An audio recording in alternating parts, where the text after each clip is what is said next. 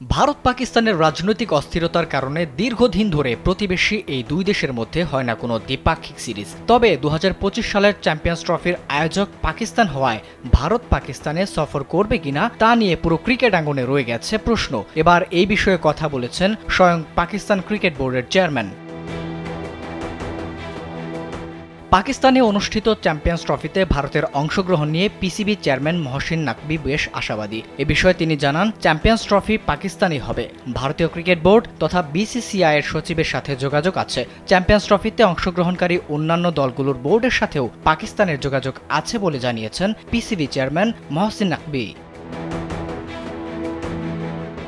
ওয়ালটন ফ্যানের aerodynamic blade ঘরের কোনায় কোনায় ঠান্ডা বাতাস ছড়িয়ে হাওয়া বদলে নেয়।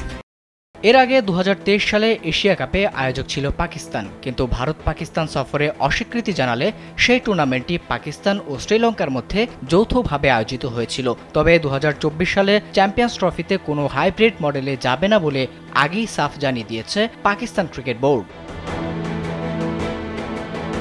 ২০২৫ চ্যাম্পিয়ন্স ট্রফির জন্য লাহোরের গাদ্দাফি স্টেডিয়ামে আধুনিকায়নের জন্য পরিকল্পনা করেছে পিসিবি। স্টেডিয়ামে সংস্কার নিয়ে পিসিবি চেয়ারম্যান বলেন, গাদ্দাফি স্টেডিয়ামে বেসমেন্টের কাজ ৩০ সেপ্টেম্বরের মধ্যে সম্পন্ন হবে। প্রতিটি ফ্লোর ৩ সপ্তাহের মধ্যে শেষ হবে। সামনের ভবনটি একটি স্টিলের কাঠামো নিয়ে নির্মিত হবে।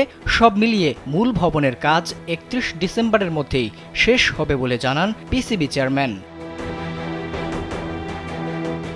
ইতিমধ্যে প্রায় চূড়ান্ত হয়ে গেছে চ্যাম্পিয়ন্স ট্রফির দিনক্ষণ। সম্ভাব্য সময় নির্ধারণ করা হয়েছে ১৯ ফেব্রুয়ারি থেকে ৫ মার্চ পর্যন্ত। টুর্নামেন্টে অংশগ্রহণকারী ৮ দলের মধ্যে সবাই পাকিস্তানে যেতে রাজি হলেও এখনও কোনো সিদ্ধান্ত দেয়নি প্রতিবেশী দেশ ভারত। চ্যাম্পিয়ন্স ট্রফি পুরোটাই কি পাকিস্তানে হবে নাকি ২০২৩ এশিয়া কাপের মতো হাইব্রিড মডেল হবে তা জানার জন্য শেষ পর্যন্ত করতেই হবে অপেক্ষা। আবিদ হাসান, কালবেলা।